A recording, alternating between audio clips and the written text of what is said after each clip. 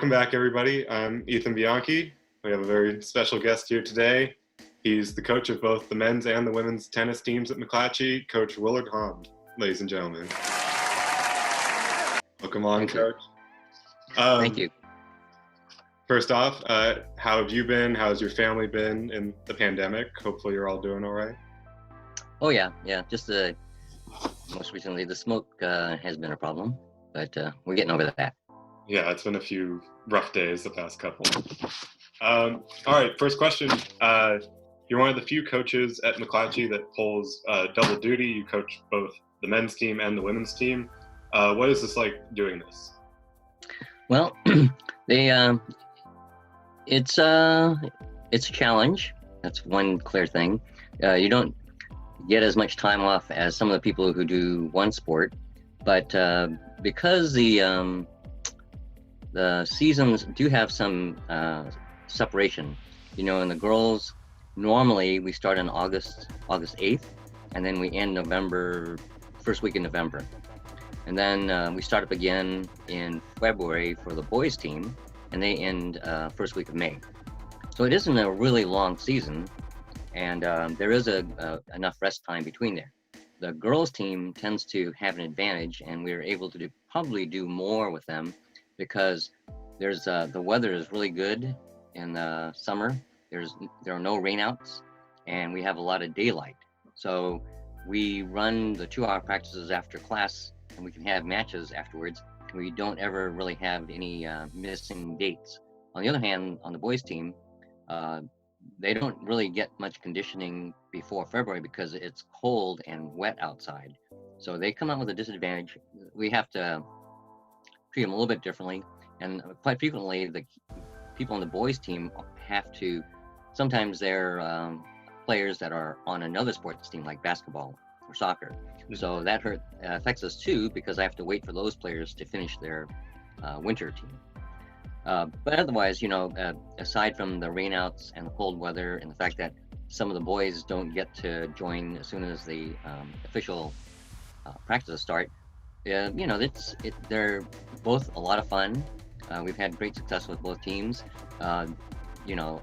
We've had a lot of kids go on to get into the select colleges because most of the kids that are on the tennis team tend to be highly successful academically.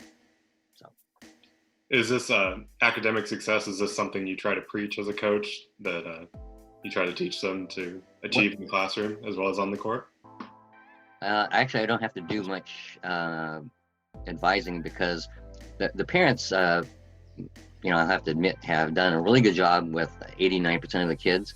And they're in HISP. A lot of them are in that special program for HISP. And even if they're not in HISP, they tend to be pretty diligent about their homework. And even if they don't go to a select college, they're the people who are taking up tennis tend to show a lot of self-discipline. So they automatically do well in class. I don't have to do much. The one thing I have to do is make sure we don't interfere with their classwork. I don't have to push them to do classwork. Mm-hmm. I have to make sure I don't take too much time away from their studies. And most of them also have extracurricular activities. A lot of them are student body officers, or they volunteer for community work, or a lot of on-campus activities. So, to make sure that they're successful and well-rounded students, we just have to make sure we can give them the time to do that. Mm-hmm. You talked a little bit about the diligence that a lot of them have. Are there any specific skills that you think tennis teaches your players, just as people or in general? Well, there's a little bit of, we shouldn't consider all the tennis players as one kind of person. There's a stereotype, I know. So they tend to be able to do things on their own, because this is not like a basketball team or a football team. Mm-hmm. There's not as much rah-rah, and when they're on the court, unless it's doubles, they're all alone. So the ability to do things on your own, and in high school tennis, the coaches cannot talk to them or help them until there's a changeover, which could be 10 minutes. Well, if you did that in a basketball game, your team would get killed. Yeah. So Right. And so that's why in tennis, the kids do have to be pretty good thinkers. They have to be mentally tough because, at least in the 6 singles matches that we run for every match, they're out there by themselves. So it's different in that respect, but it's still a team sport, especially on the double side. And then my job actually gets a little bit tough because sometimes, because that individual instinct that succeeds well in singles, we have to get them to understand that, the whole team has to win. Just because you win your match doesn't mean the team is succeeding. So we want the individuals to think of helping their teammates by either cheering them on, or when we do practices, number 1 player should be helping the number 2, 3, 4, 5, 6 players. Just because you're at number 1 doesn't mean the job's done. You can't just sit around and yeah wait. No, that's what makes it, but that's boys and girls team. They do have a lot of individualistic, there's a lot of independent thinking and behavior. So but luckily, a lot of our tennis players grew up playing soccer or basketball or some other baseball, for example, some even in football. And that actually embeds that team spirit that, I don't have to push so hard. If they've had some sports experience before, they know what to do. You're coming off a pair of impressive runs this year with both the men's team and the women's team. The men's team went nearly undefeated last year.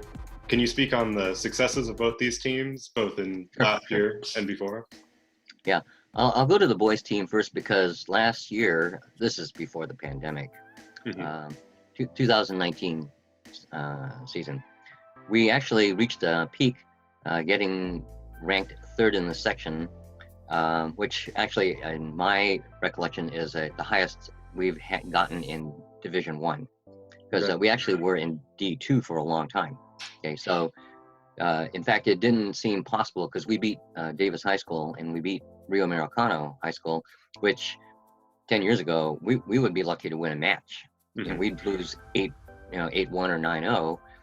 Now we're, in last year when we were able to beat them, in fact, I think we even beat Rockland twice. Rockland had run over us. I mean, don't want to make the other teams feel bad, but they basically had a real big edge on us. So 3 of those teams we had not beaten for years, and then we were able to beat them last year. We did get an influx of really good sophomores and freshmen. That's what built the team up. So that's how the boys team made a big push to the top last year. The girls team has been consistently good, but we did have a high point, a zenith, you might say, in 2016, when we were able to get 5 or 6 girls who were what I call year-round players and who played a sort of a small circuit they call the USTA amateur, junior circuit. And so when they do that on their own, and their parents really a big help because they have to drive them and pay for the tournament fees, and they pay for lessons at clubs and things like that. I hate to say it, it makes my life and job so much easier because I see a ready-made product by the time they get there in the fall. See what I'm getting at? So I just have to make sure they stay healthy, and that when we play special opponents or tougher opponents, I scope out and make sure that they are aware of what this match entails. So the boys team and girls team both had successes. The girls team, they come in cycles, so the girls team had a peak, and they were very successful in the Division 2, which actually motivated the CIF to kick us out. We had finished 2nd in the section for 2 years, 2014 and 2015. So that kind of put us on the radar to get booted out of D2. And I think some schools may have thought it was unfair for us to play D2 because we had been at D1 a decade ago.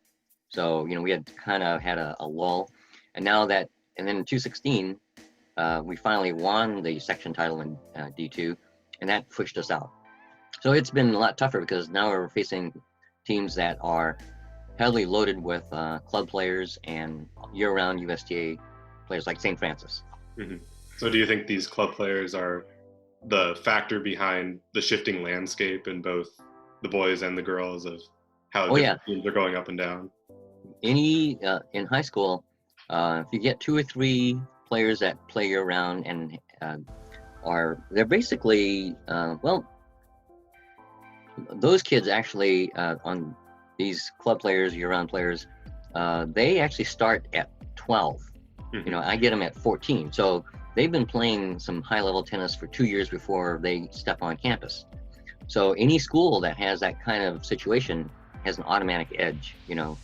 Now the reason why it isn't a sure thing is that every school is picking up club players. So what it boils down to is how good is your depth.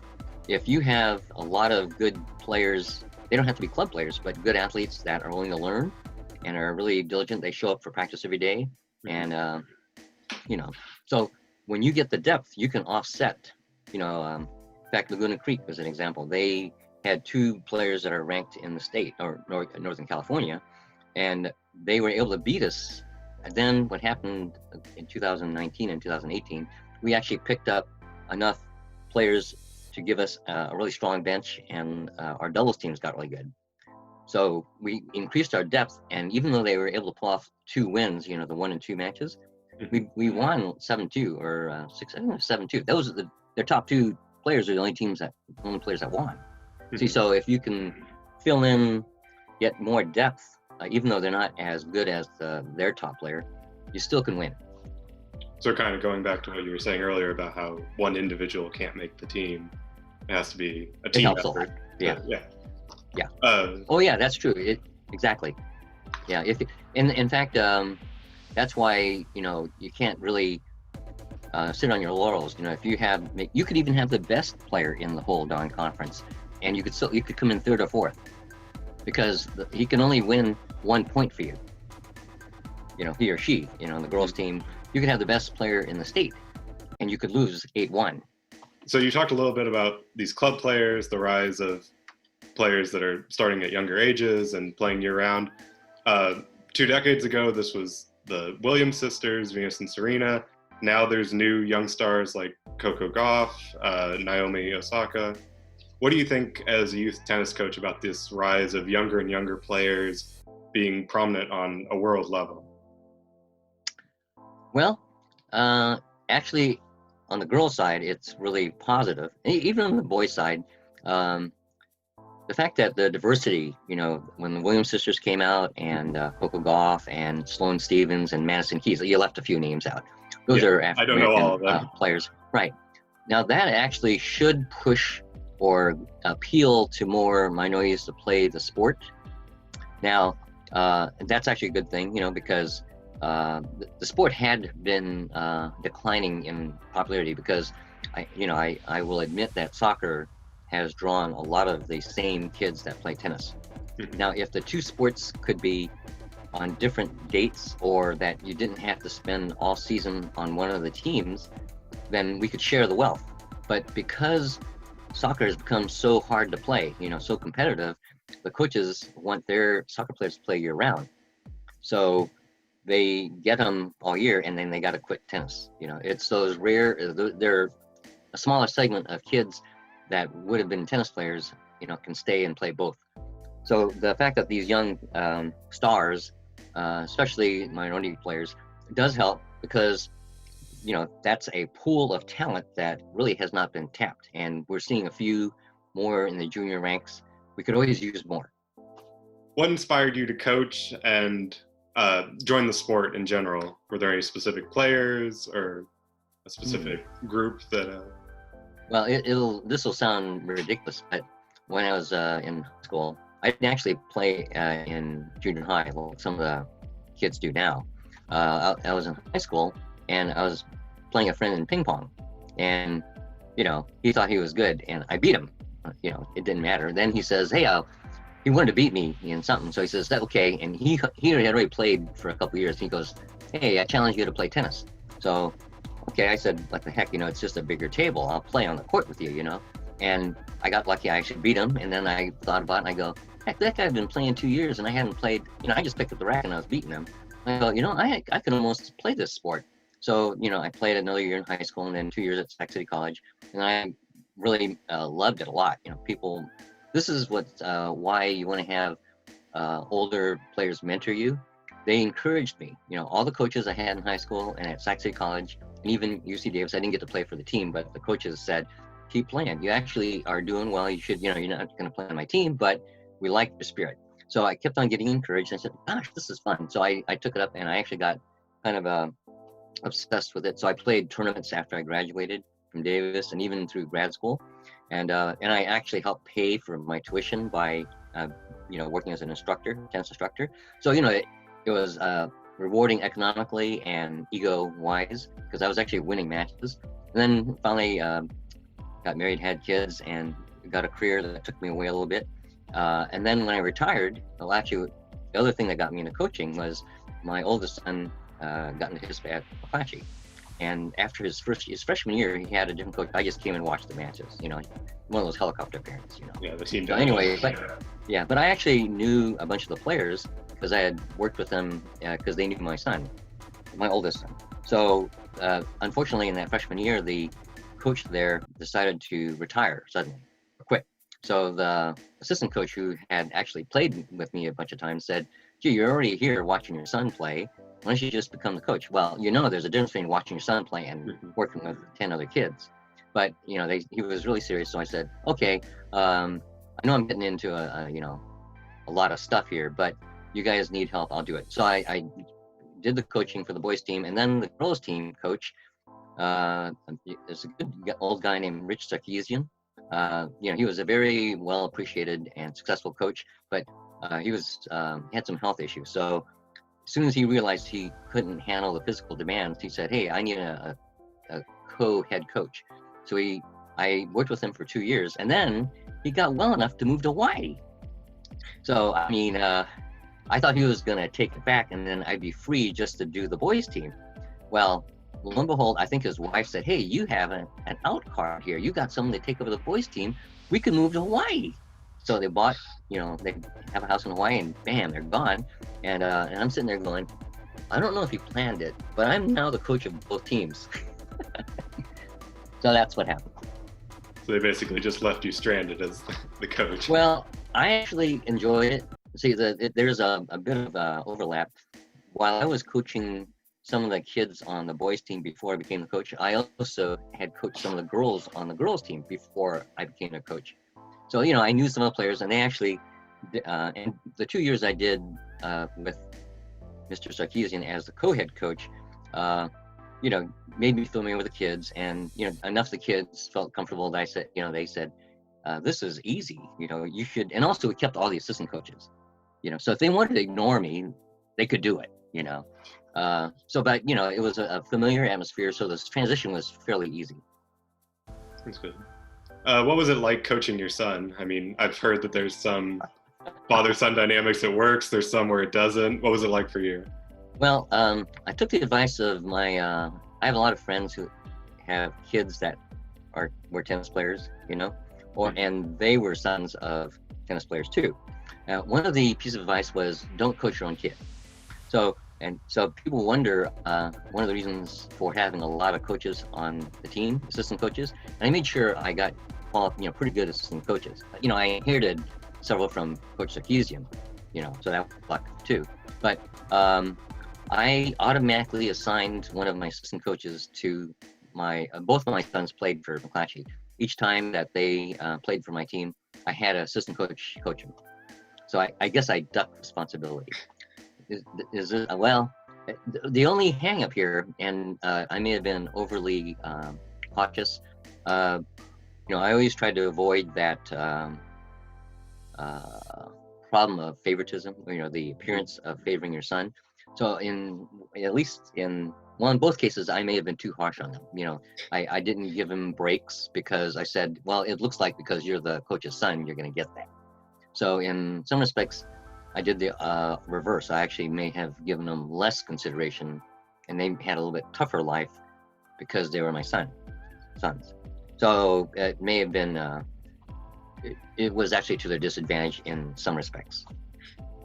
How has the pandemic impacted your sport, and what do you miss most about being around both your teams heading into a fall where there's not really sports this year? Oh, well, What I missed, I'll do that part first.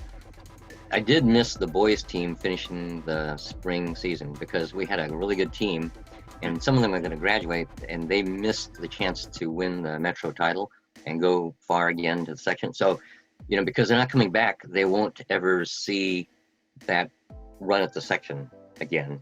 So I really am sad about that.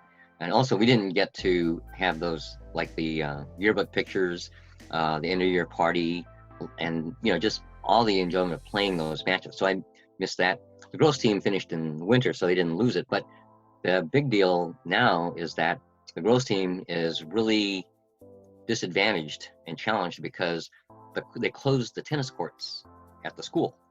So even though there's no official practices, in prior years, the kids could use the courts. A lot of the kids don't belong. 80% of the kids on my team, 70%, 80% is pretty safe, do not belong to a club. So when they closed the high school courts, they can't go out and play with their friends. That was a large component of how they got better. Their teammates, they would call their teammates up. Over the years, that's a major factor in McClatchy's success is kids would, they'd call up their brothers or sisters or teammates and go out there and play on their own, and they'd get better. They'd be in condition, they'd work on their games, and then when the fall came and official practice came, they were actually, prepared. Now, with the pandemic, the girls team is severely disadvantaged because only a few of them belong to clubs and can play during this pandemic.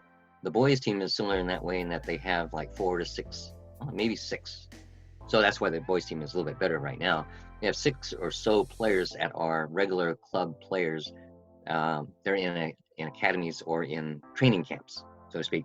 So they're not as affected, but the rest of the teams, it's pretty rough because they have to go dig up their own court, and it's very hard. There's not many courts available to them. So that's how life has gotten tough. I used to run a summer fundraiser where we would get kids in there was a small window during the summer where it's allowed for kids to play, and we needed the money. This is going to hurt us financially too because we paid for a bunch of we had equipment and some of the tennis balls and our tournament dues. They actually were funded, and the uniforms are not cheap. So we're going to have some hardship here because we didn't have that summer fundraiser, which funded most of the boys team and the girls team. So, not sure what's going to happen. We may have to buy really inexpensive uniforms this year. Hopefully that works out for both of your teams. Yeah. White t-shirts. Yeah. How do you think this, the players not being able to have a court, how do you think this will impact the seasons this year? Do you think the teams will perform worse than past years, or do you think it'll even out with the league?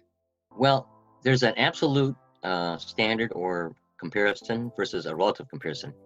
From an absolute comparison level, my team will definitely be less prepared. Okay, but because most of the CIF had suspended, practices, in relative sense, they will also suffer from the closure like we did. Now, a team like Jesuit and St. Francis, they will hardly be affected. Why? Because 90% of their players play at a club. So their advantage will actually expand. They will leave us further behind. But in terms of the teams that don't have the bulk of their roster on a club, in a club's atmosphere, they suffered as much as we did. So obviously tennis is a more socially distant sport. You're on 2 different sides of the court. Do you think this pandemic, do you think it'll encourage people to pick up tennis for fun? And do you think it'll lead to more of a rise in your sport since your sport is more easy to be played with the guidelines? Interesting thought. In reality, it is a safer sport, football, and I have friends in football and basketball and soccer, 3 big sports at McClatchy. We didn't get many football players before, and I don't think we're going to add many. Okay, it's a big jump from football to tennis. For the girls, though, volleyball was limited, soccer was limited, and basketball is somewhat limited. Okay, so we didn't get that many from basketball. We got a lot from soccer. So, but we'll probably get a couple. We'll pick up a few players who changed their minds. I think we already picked up, I think, 2 players that were freshmen that had the option.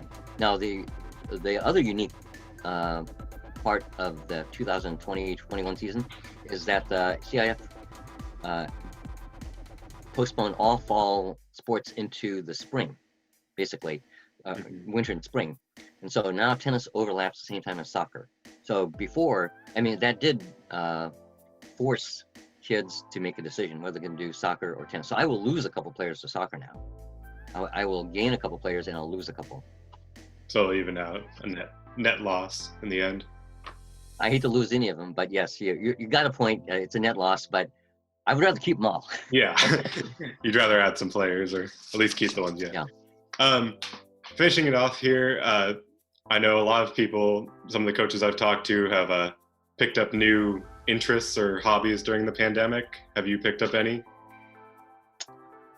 Staying out of trouble. Staying out of trouble. Well, I do more reading, a bit too much on social media. I thought, I missed so much on social media because I'm so old, but it isn't hard to get stuck in social media over your head. Yeah. Even as old guys. Yes, even as old folks. Oh. Okay. I think it is now time for your quote or your words of wisdom. So. Oh, okay. Well, it's actually a theme, and I hadn't pressed it this much in 2019, but up to 2019, I had actually used the acronym SET. Well, that's actually a score. You win a set in a match. You're halfway home.